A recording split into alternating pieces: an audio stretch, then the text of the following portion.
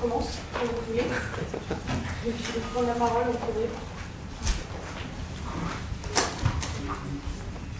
Il en faut un qui se lance.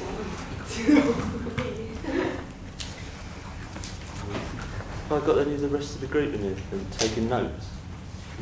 Well, just so one of them should be here so they know what they're supposed to say when they do it. Oh, okay, right. They know what the party line is. Good, okay. No, it's okay, you can start now. First question, anyone? Yeah, one. Qui commence?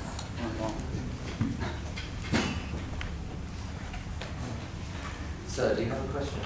Yeah, okay. Thank you. So, Robert, who makes this choice to do a compilation right now before a new album in a few months? I may as well start with being honest. That'd be easy, wouldn't it? I think that the sort of backstory to this Greatest Hits was when we released an album called Galore in '97. The various record companies really wanted the Greatest Hits at the time, and I resisted that because I thought that Galore should be a companion piece to Standing on the Beach, which was the first 10 years of singles, and Galore was the second 10 years. And I thought there was a certain symmetry to it. I wasn't really interested in the Greatest Hits. And with the release of Blood Flowers last year, I declined the offers to re-sign to any of the majors and to Fiction as well. And with that decision, I figured that very sooner rather than later, the record companies would come back and with the idea of the Greatest Hits. Mainly because they only have the back catalogue for a certain amount of time, so they're obviously going to want to capitalise on it. And I strictly, as the contract stood, I could have tried to stop it. I mean, I could have stopped it, but I wouldn't really have been able to. In the real world, it wouldn't have made any difference.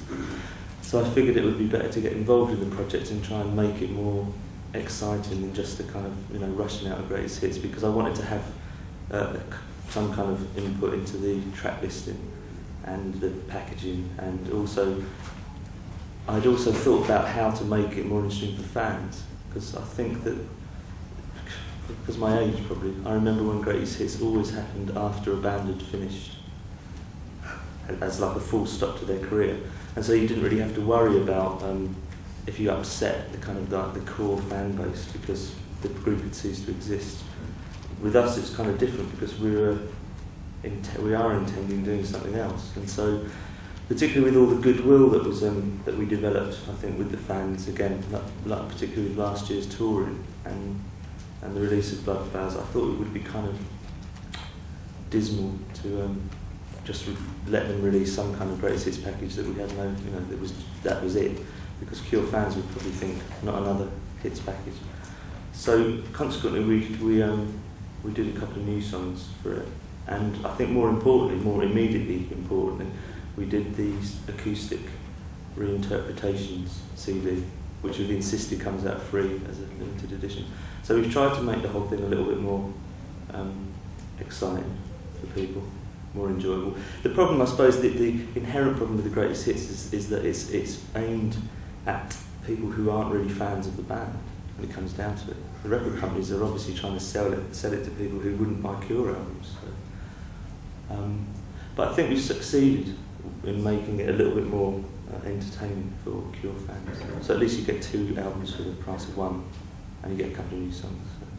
And I got to pick the running order, so I can't, so if anyone says I don't agree with the running order, at least I can explain why it is like it is. Or hopefully I can explain why it is like it is. That was succinct, isn't it?